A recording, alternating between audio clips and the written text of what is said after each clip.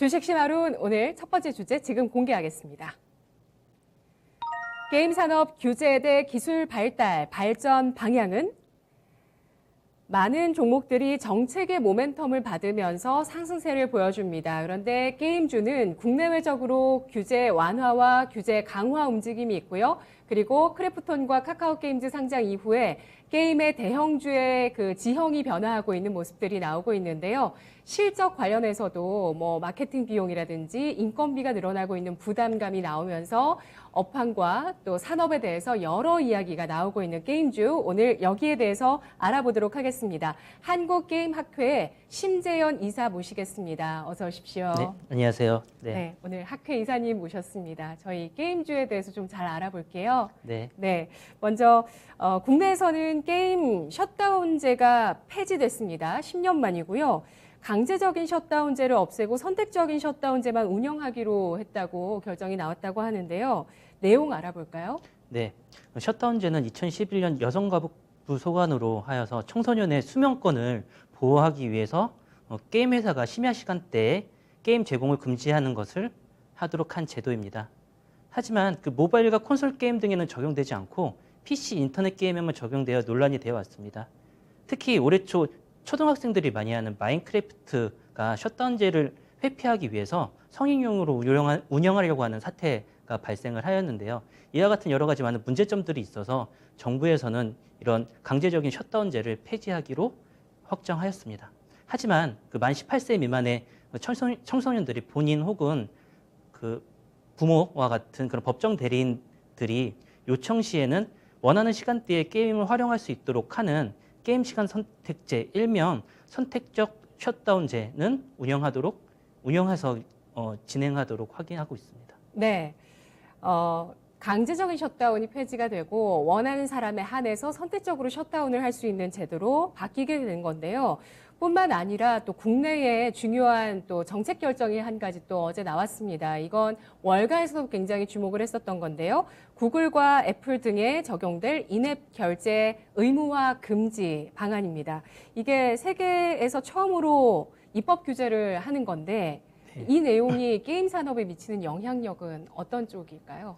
네, 구글에서는 원래 10월부터 인앱 결제를 의무화하는 제도를 마련하려고 했습니다. 하지만 국회에서 이번 방안으로 인해서 인앱 결제를 의무화하는 방안을 하지 못하도록 이렇게 막았는데요.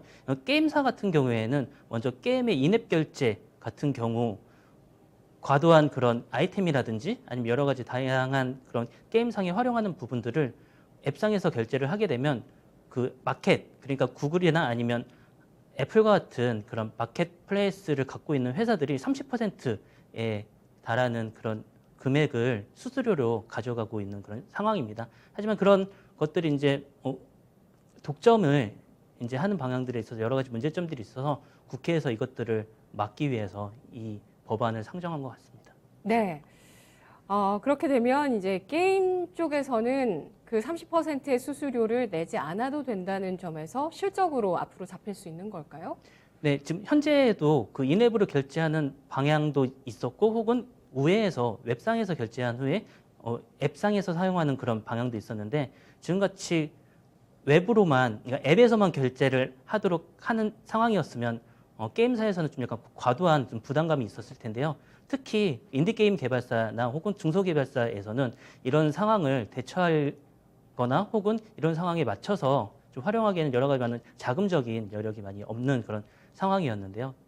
이런 데에서 많이 해소가 돼서 우리나라 개발사들이 좀 약간 숨통이 트이는 그런 결과를 가져올 것 같습니다. 네, 알겠습니다. 국내에서는 이렇게 게임 업체들의 수혜가 될 수 있는 규제 완화 책들이 나오고 있는데요. 하지만 중국에서는 게임 산업에 대해서 본격적으로 규제하고 있습니다.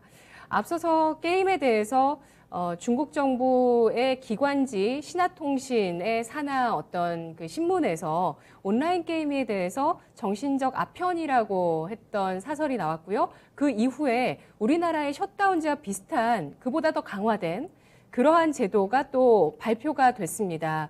중국의 게임 규제가 계속되고 있는데요. 글로벌적인 현황들을 알아볼까요? 네, 셧다운제를 보게 되면 그 태국에서는 2003년도에 셧다운제를 가장 최초로 시행을 했었습니다. 하지만 그 2년 만에 이것들을 이제 철회를 했고요. 그리고 지금 현재 셧다운제가 진행되고 있는 국가는 그 베트남과 중국 단 두 곳이 셧다운제가 진행되고 있습니다.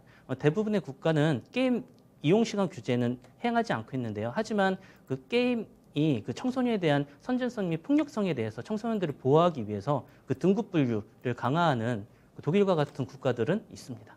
네. 중국 같은 경우는 이제 새롭게 또 규제를 발표하게 되면서 평일에는 게임을 청소년들이 하지 못하고 금, 토, 일, 휴일에만 그것도 하루에 1시간만 게임을 이용할 수 있게끔 규제 발표가 나왔습니다. 공산주의 국가에서 이렇게 게임 산업에 대해서 직접적인 규제를 하고 있다는 것 네. 확인을 할 수가 있네요. 게임 산업의 발전은 계속되어 오고 있습니다. 정말 많은 사람들이 게임을 좋아할 수밖에 없게끔 그런 방향으로 발전이 되고 있는데 현황 알아볼까요? 네, 지금 올해 초 한국 콘텐츠진흥원에서 발간한 대한민국 게임 백서를 보면 국내 게임 시장은 작년 17조 원 규모로 꾸준한 성장세를 보이고 있습니다. 모바일 게임이 그 과방수의 시장을 점유하고 있고요. 네. 특히 넥슨, NC, 넷마블, 크래프톤, 스마일게이트 등의 메이저 회사들이 게임 업계의 매출을 대부분을 차지하고 있습니다. 기술적인 측면에서 보면 AR과 VR 같은 기술들은 게임을 통해서 확산하고 발전되고 있으면서 또한 지금 현재 올해 가장 큰 키워드가 되는 메타버스 같은 경우에도 게임이 이 산업을 이끌고 있다라고 볼 수 있는 그런 방안이 있습니다. 예. 게임 산업의 현황들에 대해서는 잠시 후 좀 더 자세히 알아보도록 하고요. 이렇게 국내에서 셧다운제가 폐지가 되면 청소년들의 게임 과몰입 문제에 대해서는 어떻게 할 것인가 이것도 또 사회적인 논의가 필요할 것 같은데요. 저 같은 경우도 제가 밀레니엄 학번이거든요. 네. 근데 그때 저희 유행했던 게임 처음 나왔어요. 그런 게임 자체가 PC에서 하는 스타크래프트. 네, 스타크래프트는 97년도에 나왔습니다. 예, 네. 그러고 저희가 99년도에 고3이었는데 네. 그때 그 게임에 빠져서 많은 학생들이 수능을 망치는 네. 표정이 좀 안 좋으시네요. 네, 저도 그 학번이라 저는 저도 이제 야자 시간을 이제 피해서 예. 친구들과 함께 PC방에 가서 스타크래프트를 같이 즐기고 이제 뭐 저녁 내기를 하든가 네. 아니면 또 저희 때는 또 야자가 좀 약간 늦게까지 있지 않았습니까? 예. 그래서 한 11시 넘어서도 그때는 지금과 같은 그런 셧다운제가 없었기 때문에 새벽까지도 저희가 PC방에 있을 수 있었기 때문에 네. 밤 되면서 이제 게임을 많이 했었습니다. 그러다 보니까 2010년대 초반에 이제 셧다운제가 또 시행이 되기도 했는데 요즘은 뭐 더 심하면 심했지 덜하진 않을 것 같아요. 게임에 관심이 있는 청소년분들이 더 많으시니까요. 네. 그럼 앞으로 이 문제가 더 심화될 가능성은 없을까요?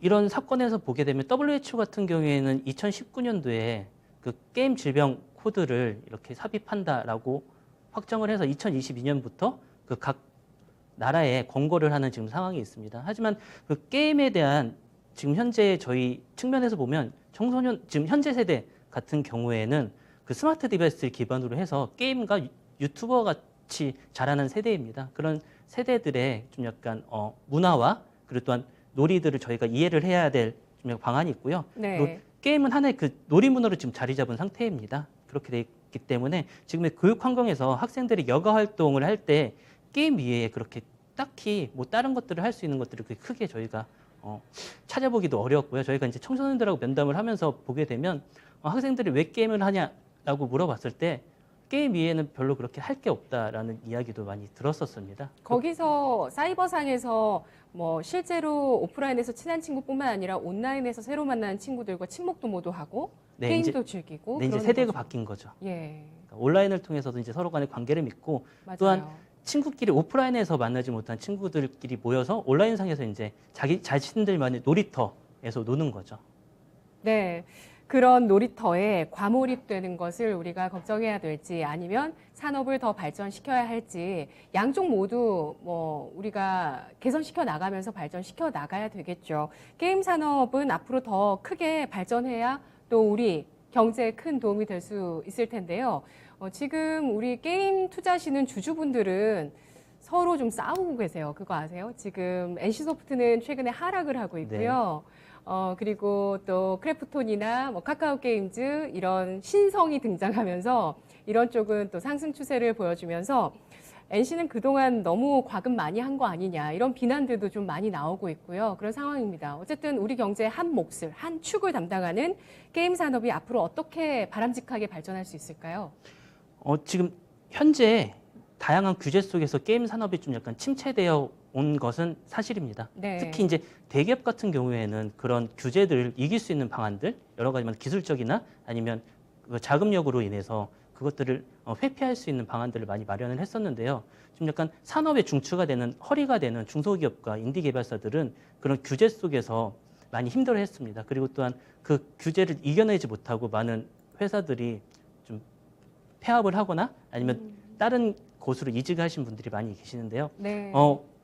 코로나 이후에 가장 좀 약간 코로나 팬데믹이 가장 좀 인기 있었던 게임이라고 하는 게 어몽어스라고 하는 게임은 들어보셨죠? 들어봤는데 그 게임사는 상장이 돼 있나요? 아니요, 어몽어스 같은 경우에는 그 10여 명이 개발한 인디 게임 개발사입니다. 미국에 있고요. 네. 거기 같은 경우에도 그러니까 미국 같은 경우에는 그런 인디 개발사가 여러 가지 자기들만의 특이한 그리고 또한 독창적인 게임들을 시장에 분출할 수 있는 그런 마켓이 마련되어 있습니다. 하지만 그런 마켓이 어떤 환경에서 형성이 돼 있나요? 일단 그런 회사들이 살아남을 수 있도록 네. 여러 가지 많은 규제라든지 아니면 그 것들이 회사 속에서 이제 일으킬 수 있는 그런 회사들을 만들 여러 가지 규제들이 없기 때문에 그런 규제를 예방하기 위하거나 오늘 그 규제를 회피하기 위한 다른 기술에 투자하지 않고 오로지 게임 개발에만 기술을 투자하고 자기네들이 총력을 기해서 다양한 플랫폼, 스팀이라든지 아니면 모바일 플레이스 등의 이 게임을 상장해서 그렇게 제공할 수 있도록 여건들이 만들어져 있고요. 스팀을 통해서 그런 인디 개발사들이, 인디 게임사들이 네. 게임을 개발해서 출시를 하는군요. 네, 국내도 이제 다양한 이제 인디 개발사들이 이제 스팀을 통해서 PC 게임을 개발하도록 노력을 하고 있는데, 네. 근데 스팀 같은 경우에도 좀 약간 등급 분류 때문에 올해 초에 또 문제가 한번 있었는데요. 그것들이 이제 자체 심의로 이제 넘어간 그런 방향도 있고요. 국내에서는 이제 청소년 셧다운제라고 하는 좀 약간 큰 것에 막혀서 좀 약간 PC 개발이 많이 저조가 됐었습니다. 거의 그래서 모바일 시장이 확장된 이유 중에 하나도 네. PC 개발을 하려고 하는 그런 회사들이 없어졌기 때문이라고 볼 수 있거든요. 그럼 해외에서는 PC 게임 비중이 여전히 높은가요? 그것도 이제 좀 다르긴 한데요. PC도 굳건하게 있고 네. 또 모바일도 굳건하게 있는데 가장 유명한 게임 중에 하나인 그 라이엇사에 있는 저희가 롤이라고 하는 게임 많이 들어보셨죠? 많이 들어왔죠. 해보진 못했습니다. 네. 롤. 그 게임 같은 경우도 PC 기반으로 이제 이루어져 있습니다. PC로만 할 수 있나요? PC로만 되어 있고요. 예. 모바일 상에서는 그 다른 그런 형태의 게임이 제공되고 있습니다. 다른 형태로 게임이 개발돼서 제공되고 있고요.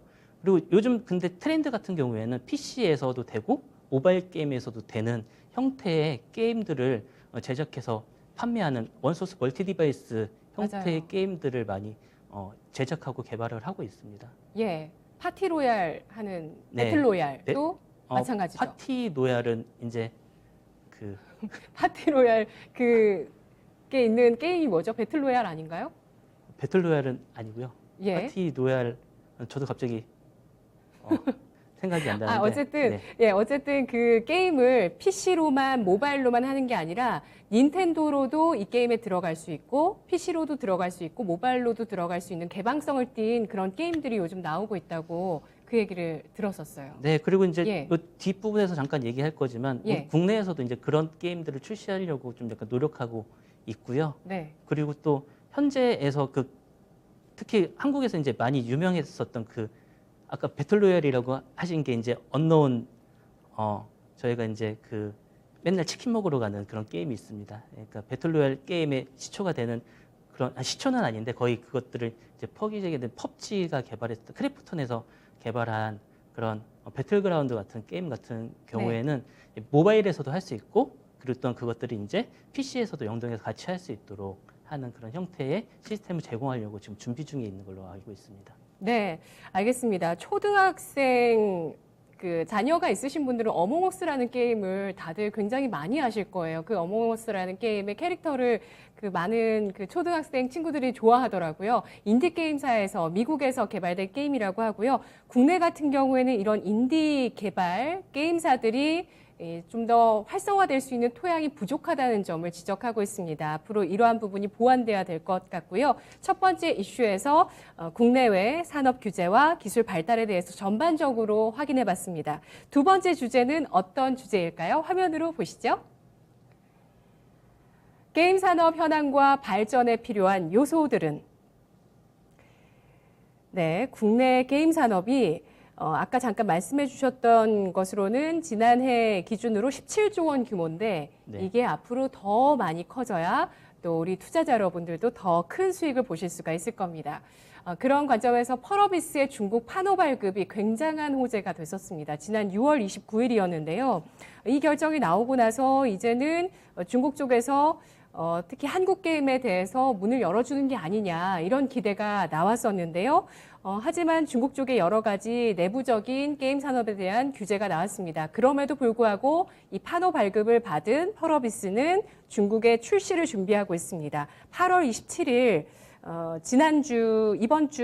지난주였군요. 지난주에 8월 27일에 이번 주 월요일부터 펄어비스의 검은 사막 모바일에 사전 예약이 개시가 됐습니다. 중국에서 출시를 이제 준비를 하고 있는 건데 이 이슈에 따른 여파를 좀 알아볼게요. 어떻게 생각하세요? 일단 펄어비스 같은 경우에는 판호 발급과 동시에 좀 약간 좀 개발되고 있는 게임의 호재도 같이 맞물려서 이렇게 올라간 것으로 보이고요. 그리고 도깨비? 네, 도깨비 예. 같은 경우가 있고요. 예, 판호 같은 경우에는 쉽게 얘기하면 중국에서 그 문화 콘텐츠를 제공할 수 있는 서비스를 발급받을 수 있는 번호입니다. 그러니까 쉽게 얘기하면 게임 쪽으로 보면 중국 현지 게임 서비스 허가권으로 보시면 됩니다. 이렇게 되어 있는데 판호를 발급되지 않은 게임은 중국에서 서비스를 제공하지 못하도록 이렇게 만들어져 있고요. 근데 이런 판호 같은 경우에는 게임뿐만 아니라 책 그리고 미디어와 같은 여러 가지 출판물 그리고 또 미디어 산업에도 판호를 받아야만 중국의 시장에 진출할 수 있는 상황입니다. 근데 2017년에 한알령 이후에 현재까지 그 3개의 국내 게임만 판호를 받은 것으로 되어 있고요. 이는 또 중국에서 자국 게임 시장을 보호하기 위한 보호 수단으로 이용되고 있다고 저희들은 보고 있습니다. 네. 그러면 앞으로 국내 게임에 대해서 중국이 문을 더 열어줄 수 있을까요? 쉽지 않을 거라고 생각합니다.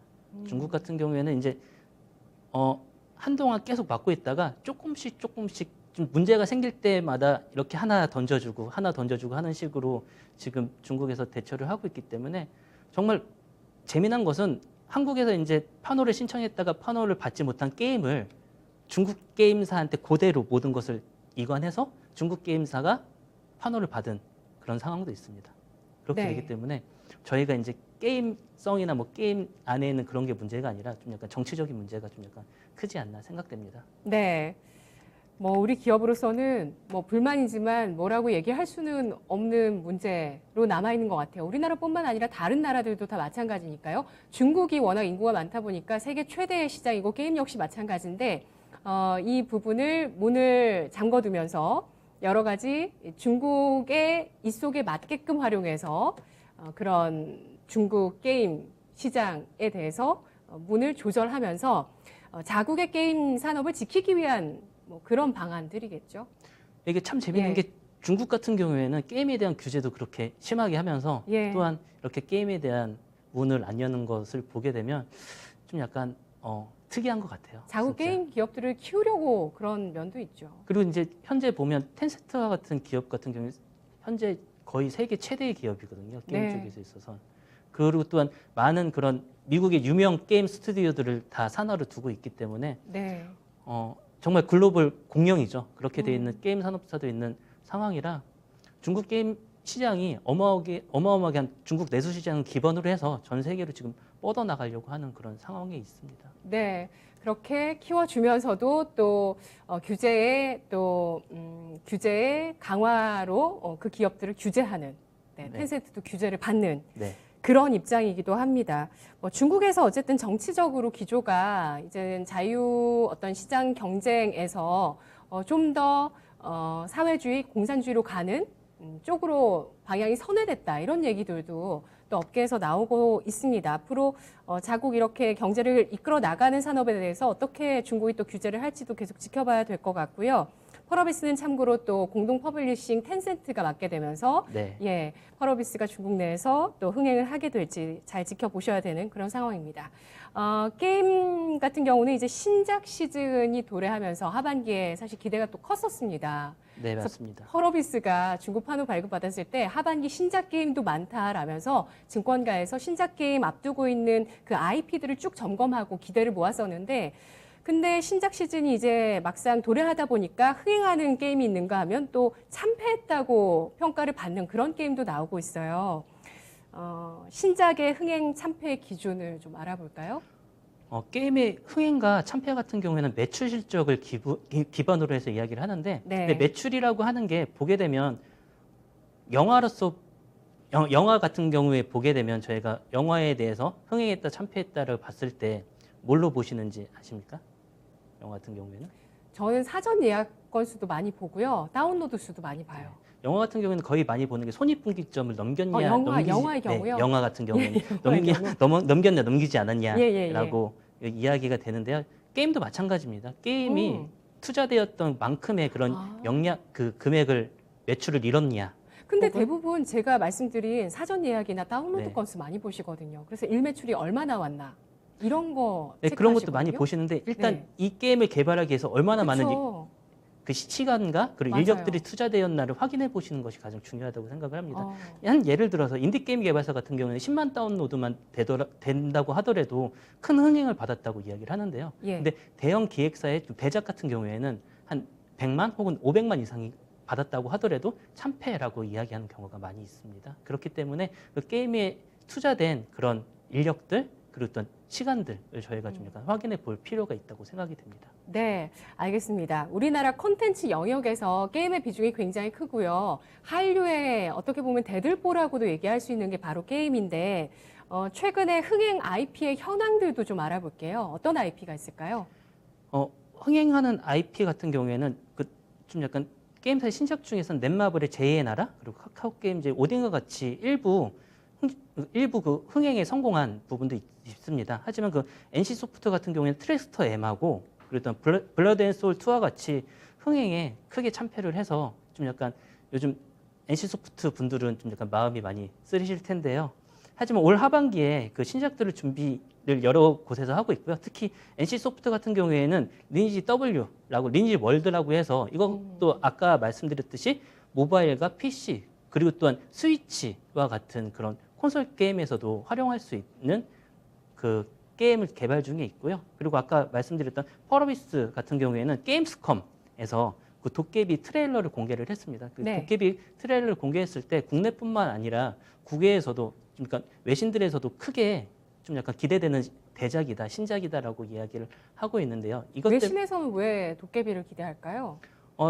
이것들이 좀 게임성이 좀 포켓몬고와 좀 약간 GTA라고 하는 자율성을 갖고 있는 게임이 있습니다. 포켓몬고와 GTA를 합쳐서 만들어 놓은 게임 같다라고 하는 그런 평이 높게 나오고 있습니다. 그러니까 플레이어의 자율성과 함께 좀 아기자기한 그리고 또한 포켓몬을 잡는 것처럼 도깨비와 같은 그런 캐릭터들, 아기자기한 캐릭터들을 수집하는 형태의 게임으로 좀 약간 많이 발전할 가능성이 높은 게임이라고 생각이 됩니다. 네. 그렇군요. 펄어비스 원 IP, 하나의 IP라는 그 단점을 극복하기 위한 신작 도깨비가 나오고요. 좀 지연되긴 했지만 붉은 사막도 대기를 하고 있는 상황입니다. 아까 저희가 다양한 그 디바이스를 통해서 게임에 접속할 수 있는 거 얘기하다가 제가 잊어버렸던 그 게임 이름이 포트나이트였어요. 네, 포트나이트 맞습니다. 네. 맞아요, 그렇죠? 포트나이트의 네. 파티노얄 같은 경우 파티로얄. 네, 같은 그런 모델이 있는데 포트나이트 같은 경우에는 원래 그 회사 자체가 게임 엔진을 개발하는 회사에서 만들어져 있어서 네. 모바일 게임 같은 경우에도 빨리 적응을 했습니다. 그래서 모바일과 그리고 PC를 동시에 할 수 있도록 많이 돼 있는데 근데 국내 같은 경우에서는 포트노얄에 대한 좀 약간 게임 플레이가 국내의 성향과 맞지 않아서 좀 약간 흥행이 참패했다고 그러니까 전 세계적으로는 네. 흥행에 성공을 했지만 맞아요. 국내에서는 좀 약간 시장 점유율이 좀 많이 떨어지지 않았나라고 생각이 듭니다. 네, 감성이 맞아야 되는 것 같고 그게 각국별로 문화별로 좀 다른 게 있고요. 또 우리나라가 주도하는 그런 뭐 메타버스나 게임 쪽에서도 뭐 특별히 동남아에 인기 있거나 중국에 인기 있거나 뭐 미국 또 유럽까지 인기 있거나 다 특성이 다른 것 같아요. IP별로. 네, 예, 맞습니다. 그렇죠. 알겠습니다. 아까 그 포트나이트가 원래 게임 엔진 회사에서 출발한 회사에서 만들어진 게임이라고 말씀해 주셨는데요. 게임 회사에서 출발한 회사가 아니라 게임 엔진에서. 게임 엔진을 개발하고 있는 회사고요. 네. 이 원래 포트나이트에서 만든 그런 엔진, 그 개발사는 언리얼이라고 하는 원래 게임을 만들었어서 언리얼 엔진이라고 해서 그 게임 엔진을 지금 제작하고 판매를 하고 있습니다. 그래서 국내에서 거의 대부분의 개발사들은 유니티 아니면 맞죠. 언리얼이라고 하는 두 예. 가지 엔진을 이용해서 게임을 거의 대부분 개발을 하고 있고요. 유니티를 많이들 얘기하시거든요. 네, 유니티하고 언리얼 쪽을 하고 있는데 유니티하고 언리얼이 좀 약간 성향이 좀 약간 많이 달랐는데 유니티 같은 경우에는 원래 모바일 친화적으로 먼저 개발이 됐습니다. 그렇기 때문에 초기에 그 국내에서는 이제 모바일 위주의 그 시장이 형성이 되면서 유니티를 활용하는 그런 회사들이 많아졌는데 지금 언리얼 같은 경우는 원래 좀 고사양 그리고 좀 약간 화려한 그런 그래픽을 기반으로 하는 그런 게임들에 많이 개발이 됐고요. 그럼과 동시에 얘네들이 이제 그것들을 활용해서 게임을 네. 개발할 수 있도록 만들었습니다. 알겠습니다. 해외 투자하시는 분들, 유니티 투자하고 계신 분들도 많으시죠? 게임 엔진 개발사입니다. 이 게임 업체들이요, 엔터나 교육 또 영화 등과 결합을 하면서 이들 쪽에 투자를 하고 직접 이들 사업에 뛰어드는 움직임이 나오면서 게임 업체들이 확장하고 있는 모습들이 나오고 있습니다. 네, 맞습니다. 네, 이 부분은 어떻게 봐야 될까요? 먼저 지금 메타버스라고 하는 큰 키워드가 나왔었는데 메타버스 같은 경우는 게임상에서는 이미 한 20여 년 전부터 이미 시행이 되었고요. 그리고 이제 세컨드 라이프 심즈 같은 게임 같은 경우에는 이미 게임상에서 메타버스를 즐길 수 있는 그런 모든 시스템이 갖춰져 있는 상황이었습니다. 그리고 아까 말씀하셨던 그 파티 로얄 같은 경우에도 메타버스를 위해서 만들어졌다라고 생각을 하셔도 되고요. 네. 그리고 이제 엔터테인먼트 업체들하고 이제 협업을 통해서 여러 가지 많은 그런 게임들이 이제 성장을 하고 있고, 그리고 또 콘서트 혹은 게임의 신곡 발표, 무비 발표 등을 게임을 통해서 하고 있습니다. 그리고 또 게임 기술이 영화나 광고 등에 다양하게 활용되어 있고요. 그리고 또 게임과 협업을 이야기하자 보면 이제 넥슨 같은 경우에 이제 마블 퓨처 파이트라고 해서 그 게임을 마블의 IP를 활용해서 게임 속에 이제 집어넣어서 활용하고 있는 상황도 많이 있습니다. 네, 핵심은 그거인 것 같아요. 그러니까 코로나 때문에 영화관을 잘 못 가게 되고 영화를 잘 못 봤는데 넷플릭스에서 영화를 상영하기 시작했잖아요. 네. 근데 공연을 잘 못 갔는데 이제는 게임에 접속을 해서 공연을 보는 거죠. 파티로얄 맞습니다. 같은 것처럼 공연을 보게 되고, 그리고 그 게임과 교육이 결합한 그런 게임 형태들도 굉장히 발달을 하고 있더라고요. 로블록스도 사실 뭐 원래 코딩 교육에서 시작된 플랫폼으로 알고 있고요. 네, 맞습니다. 노블루스하고 마인크래프트 같은 경우에도 그 코딩 교육이라든지 아니면 여러 가지 많은 그런 어린 학생들을 위해서 그렇게 맞아요. 개발이 돼 있었고요. 그리고 또 게임에 있는 메타버스와 게임성을 이용해서 게더타운과 같이 서로 상호 간에 그 대화할 수 있는 좀 교육 플랫폼을 만들 수 있는 여러 가지 시스템도 마련되어 있습니다. 그게 호두 잉글리시라고 요즘 초등학생들이 아주 열심히 하고 있는데 아세요? 호두 잉글리시? 호드 잉글리시 같은 경우에는 청담공학원 쪽과 같이 개발을 했고요. 그 개발하신 분들을 좀 잘 알고요. 그 개발에 참여하신 분들과 네. 여러 가지 제가 이제 기능성 게임 분과를 맡고 있어서 기능성 게임 쪽에서 많이 활용하고 있는 호드 잉글리시 같은 경우에도 이제 좀 약간 개발된 지는 오래됐습니다. 개발된 지는 오래됐는데 이제 코로나 이후에 좀 약간 그런 학업이라든지 뭐 그런 것에 관심이 많으신 분들 네. 때문에 좀 오히려 요즘에 들어서 더 성장을 했다고 이야기를 들었습니다. 한마디로 얘기하면 게임사가 엔터도 잘하고 교육도 잘하고 뭐 드라마도 만들었더니 너무 재밌다. 앞으로 이런 시대로 가게 된다라고 볼 수 있는 건데요. 앞으로 게임 산업의 발전을 위해서 필요한 요소들 또 해소해야 될 리스크 알아볼까요? 네, 먼저 아까도 계속 저희가 이야기가 나왔지만 IP가 게임 산업에서는 가장 중요한 요소 중에 하나입니다. 예. 그러니까 하나의 제대로 된 IP가 있으면 그 IP를 활용해서 여러 가지 방향으로 많이 저희가 발전하고 그로 인한 파생 상품들을 개발하고 뭐 영화라든지 아니면 네. 드라마 혹은 가수와도 협업을 해서 이렇게 이용할 수 있도록 되어 있습니다. 이사님은 개인적으로 어떤 IP가 가장 우리나라 국산 IP 가운데서 게임 IP 중에서 잠재력이 크다고 보세요? 잠재력이 큰 IP들은 뭐 그렇게 다양한데요. 저 같은 경우에는 이제 웹툰이라든지 아니면 웹소설에서 나오는 그런 IP들이 현재 지금 웹툰과 웹소설을 양방향으로 가고 있는 상황입니다. 그것들이 이제 좀 더 좀 확장되고 게임과 함께 접목되어서 예전에 일본 같은 경우에는 하나의 그 만화가 흥행을 하면 그것을 애니메이션, 영화, 그리고 또한 게임까지 모두 아우르는 그런 지금 같은 유니버스를 만들었죠. 국내에서도 좀 약간 그런 게임, 만화, 애니메이션, 영화와 같은 모든 것을 아우를 수 있는 그런 IP가 나오면 좋을 거라고 생각이 되고 있습니다. 네. 내부적으로 게임이 그런 IP를 잘 만드는 것뿐만 아니라 플랫폼화 되면서 동시에 또 AI 기술력도 적용해서 발전해 네, 나가고 맞습니다. 있는 부분들도 주목해 봐야 되지 않을까요?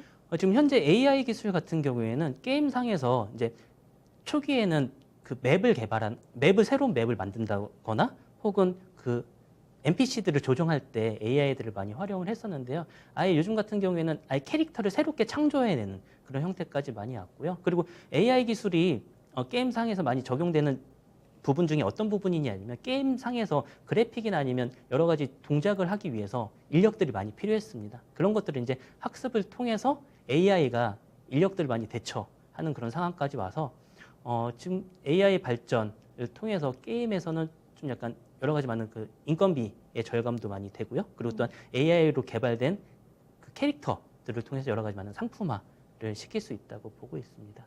네, 아까 잠깐 말씀해 주셨듯이 해외에서 인기 있는 게임과 국내에서 인기 있는 게임이 성향이 좀 다르잖아요. 네, 맞습니다. 국내 같은 경우는 뭐 MMORPG 게임이 인기가 많다면 해외에서는 뭐 캐주얼 게임이나 카지노나 이런 쪽도 더 인기가 많다 이런 내용도 제가 본 적이 있는데 그런 부분에서는 우리 게임 업계가 보강해야 될 내용이 있을까요?